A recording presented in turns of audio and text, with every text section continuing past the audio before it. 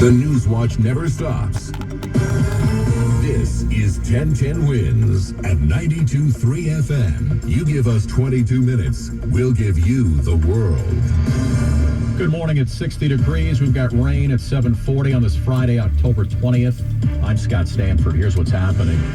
We did say it's Friday, and that means we start a dreary weekend as we've done for 7 weeks in a row. President Biden tells the nation we must deepen our support for Israel and Ukraine as he looks for billions in aid. Hundreds of people in Times Square last night demanding the release of hostages being held by Hamas.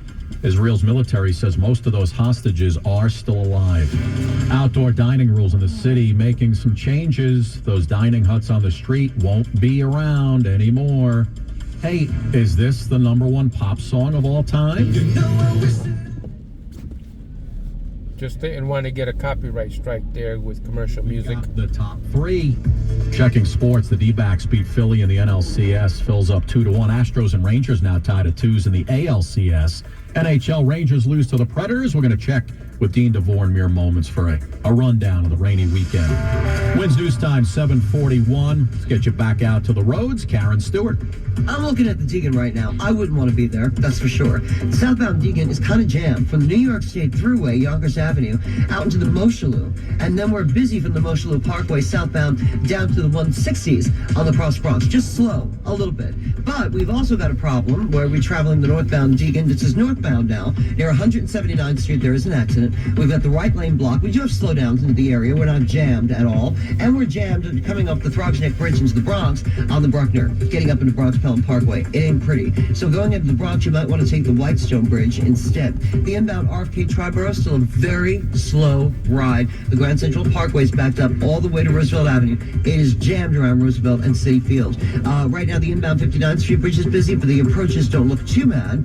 And we're still good at the Queens Midtown Tunnel because we're all stuck back on the westbound LIE into Grand Avenue where there was EMS and police attending to an accident there. We're jammed back to 160. Well, no, we're jammed back to 188th Street. Our next report is at 7:51. I'm Karen Stewart, 1010 Wins on 92.3 FM. Well, if you thought you'd skate through this weekend without any rain, you lost. Run it down for us, Dean DeVore. Scott, looks like now we're going to see rain off and on as we go through the day and into tonight, and there will be some steadier and heavier pockets. We're seeing a few this morning, and then it looks like later on today into tonight, the rain will get heavy again, so watch for times of slow travel with the ponding on the streets and the sidewalks. There's going to be slick spots with fallen leaves. We'll taper off the rain tomorrow morning into a couple of showers as it gets windy and chillier later tomorrow night, and then a windy and chilly Sunday ahead as we dry out after another weekend with rain, our 7th in a row. We'll keep you up to date minute by minute with New York's weather station, 1010 Wins on 92.3 FM. So what do we think happens first? New Speaker of the House or a weekend without rain? This is becoming quite an ordeal for Dave and his crew, delivering their bread in this weather. Well, it's not snow, but it's definitely not pleasant and not easy. How do you keep the bread dry? We have to put plastic bags on it. Yeah. If we don't, it's just horrible. The wind and everything, it just tears up all the bread. I'm doing 30 on this 25 stretch, and the people are passing me like I'm on a highway. Like eggs, right? Then when they get pulled over and get a summons, they get upset at the officer. Have a good weekend. All the best, sir. Well, too late to beat the rain. It's already coming down, and when you think about it, the only thing worse than maybe driving in this weather is soggy bread. Glenn Shuck, 1010 Wins at 92.3. Even at 30 miles per hour, I think I still might can get a ticket going 5 miles over. But I can't complain if I do. It's not the officer's fault. It's my fault. What holds the world together? But it certainly doesn't come without a price. Hours after his return from Israel, we cannot give up on peace. President Biden has asked Congress for a $100 billion military aid package to help Ukraine and Israel fight off Russia and Hamas, respectively. We're going to make sure Iron Dome continues to guard the skies over Israel.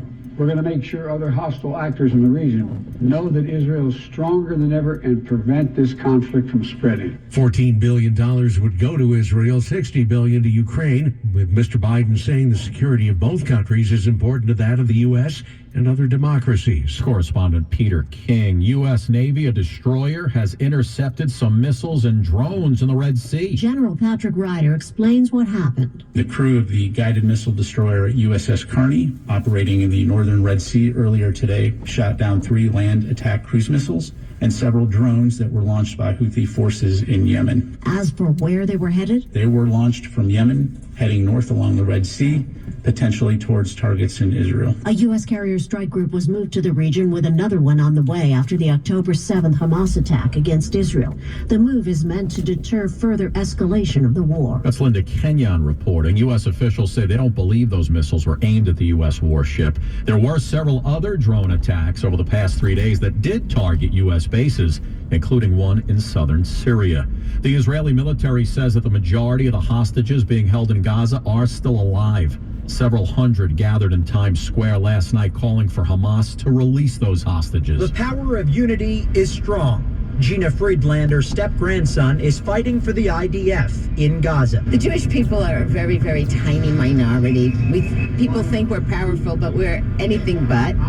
And it's good to know that there's some support from the United States and other Jews. It's really important right now. Israeli American Council CEO Ilan Carr says it's comforting to have rallies like this, but what this is really about is standing in unwavering solidarity with the people of Israel who have suffered unimaginable horror, and especially with these families of the hostages. He points to the fact that the Hamas attack happened in the Jewish homeland. Signs here put faces to the hostage crisis that's been unfolding since. Mac Rosenberg, 1010 Wins on 92.3 FM in Times Square. Well, the State Department's issued a security caution alert urging Americans worldwide to be extra cautious amid increased risk of violence and tension and potential for terrorist attacks against U.S. citizens. Homeland Security correspondent Nicole Skonga says this isn't the first bulletin urging vigilance around synagogues and mosques, but there are 2 things that do stand out to her. The level of intimidation, harassment, and general concern about students, both Jewish and Muslim, on college campuses around the country. The second is the level of mis and disinformation involved in this conflict. In the fog of war, information can actually become weaponized in and of itself, and that's a problem that's only deepening. The notice issued yesterday advises U.S. citizens to sign up for the State Department's Smart Traveler Enrollment Program, and there you receive information and alerts and make it easier to locate you in an emergency overseas. Coming up at 8:05 live here on 1010 Wins, Susan Richards going to talk New York security, amongst other issues affecting the Big Apple. Mayor Adams will join her live at 8:05 right here on 1010. Wins News Time, 7:48. Police hunted down Saphir Jones pretty quickly yesterday. He's the guy they were looking for after he allegedly shoved a woman onto the subway tracks in Midtown. The 39-year-old was caught by officers in Newark at McCarter Highway and Raymond Boulevard right around noon. Officials say Jones is emotionally disturbed. They believe he pushed a 30-year-old woman onto the tracks Wednesday afternoon as she was standing on the platform at the 5th Avenue 53rd Street station. She is in critical condition. Wins News Time, 7:49. A 68-year-old woman was killed yesterday in Brooklyn after she was walking through a busy intersection. She tripped and was run over. Police say Aurora Soda was crossing Broadway at Flushing Avenue in Bed-Stuy. She fell to the ground right in the crosswalk. An SUV came through and ran her over. The driver stayed at the scene. Ms. Soto died a short time later at Kings County Hospital. Well, those outdoor dining sheds we've all been eating in here in the city, well, they're no longer to be around. The city's new rules for outdoor dining are here, and you will soon see those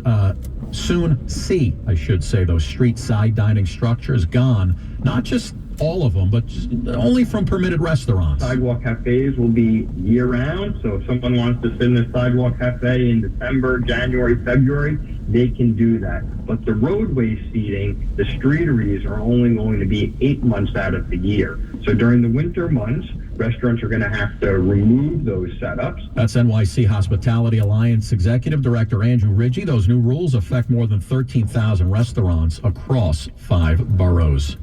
A tragic accident at a car dealership on Long Island yesterday. An employee at Merrick Jeep Chrysler Dodge was killed. Police say a 32-year-old at the dealership's service center in Wantagh was run over when a coworker was backing up in a vehicle, ran him over. No names have been released. Police are still investigating how this happened. WINS News Time 7:50. We get you back out to the roads in 60 seconds. In this market, you'll find fish. All right, guys, thank you so much for joining me on this quick commute to work. As I listen to 1010 WINS, you guys know the mission. The mission is to record history. It's not fancy, it's not entertaining, it's not exciting, but it's important that we record our history. For example, that tragic accident that happened with that female that tripped in a crosswalk in New York City. Things like that are going to be lost to history because really history just records the big international and national news. The local news that occur in our neighborhoods, that for the most part does get lost to history, especially on the internet, unless someone specifically searches for it. And even then, sometimes it's no longer there. All right, guys, thank you so much for watching. We'll see you on the next Driving in the News video.